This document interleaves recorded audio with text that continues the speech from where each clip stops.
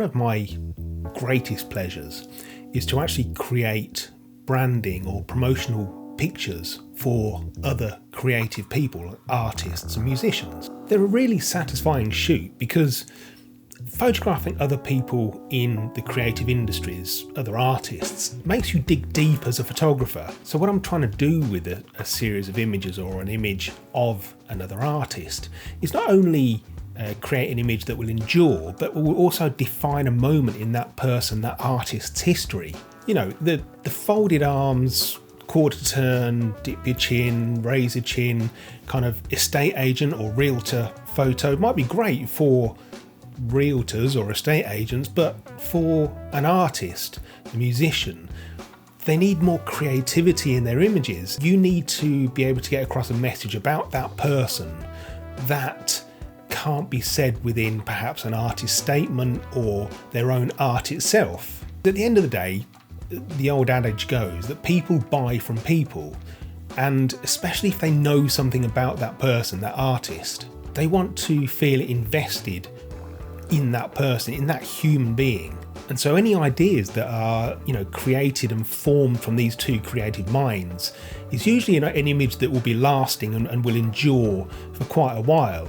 And if for no other reason that your portrait sitter, the artist who's commissioned you to do those images, doesn't want to go through the process again for another year or so.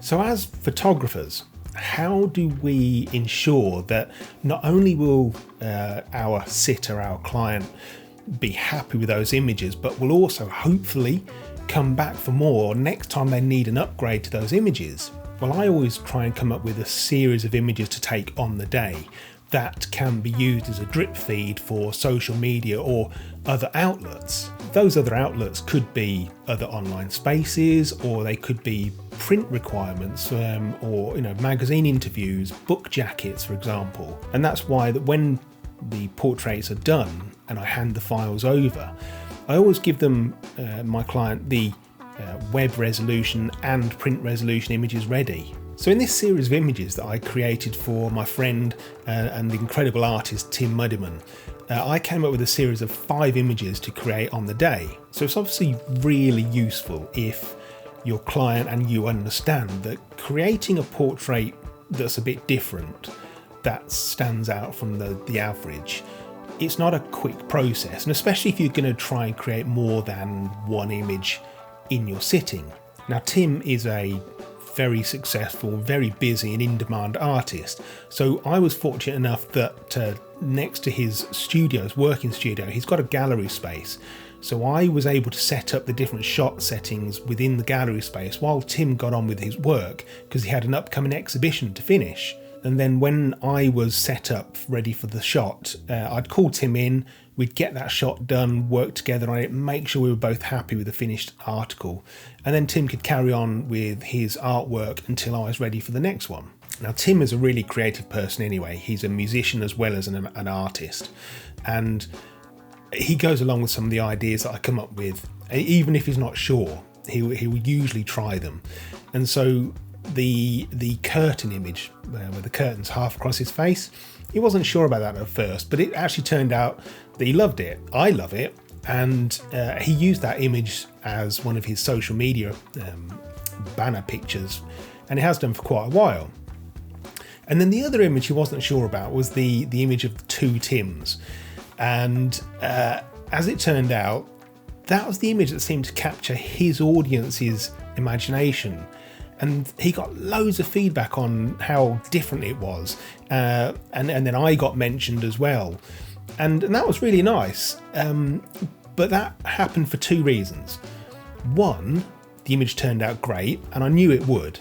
But 2, Tim's also really good at giving credit to photographers who make the images for him. And so his audience then get the opportunity to invest some of their time in another artist, myself in this case. And that was really nice. It's a really nice feeling when you know and you can trust that your client is going to do that and give credit where it's due. Now, obviously, during the shoot, I'm always going to grab at least a couple of safe shots. Ones that are always going to work. They're not dangerous or out there at all. But don't be afraid if you are the photographer and you've got a creative artistic client, don't be afraid to offer up an idea that's a little off-piste. You know, you never know which of those images are going to really, you know, hit the ball out of the park for yours or that person's audience. So if you are a creative person, an artist, an actor, a musician, first of all, I would love to do your images for you, your portraits for you. It would be an amazing collaboration. But if that's practically impossible because we're way too far apart, don't be afraid to just push your photographer a bit more. Ask them to come up with, you know, different concept ideas, or put some forward yourself that they may not come up with if they'd like to play it safe. And if you're the photographer in this situation, once you've got those safe shots, once they're done in the bag, don't be afraid to offer an idea to your client that may be slightly outside of their comfort zone. You know, have an idea or two in your back pocket that you can just drop in with, hey, I've got this idea for a portrait shoot and I think you're the perfect fit. You never know which of these shots are going to grab the attention for both of you.